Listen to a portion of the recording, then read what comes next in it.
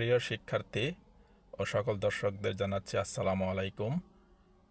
আজকে আমরা শিখব ওয়াইপার ব্লেড শুকনো অবস্থায় কিভাবে অপারেট করতে হয়। বৃষ্টির সময় ওয়াইপার ব্লেড চালাইতে হয়, এটা আমরা সবাই জানি এবং করতে পারি। কিন্তু শুকনো অবস্থায় গ্লাসে যদি কোনো ময়লা পড়ে তাহলে সেটা আমরা কিভাবে পরিষ্কার করব। তাহলে প্রথমে আমরা দেখে নিই, এটা হচ্ছে ওয়াইপার সুইচ। ওয়াইপার সুইচটা দেখলাম।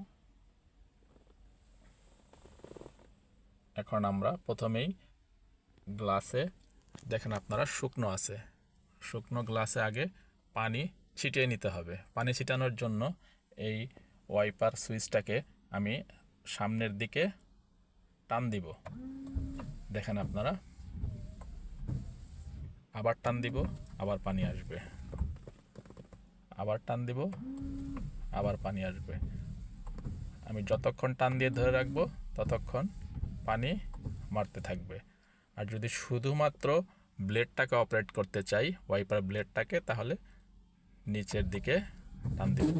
এটা তিনটা মোডে কাজ করে, একটা হচ্ছে লো, একটা হচ্ছে মিডিয়াম, একটা হচ্ছে হাই।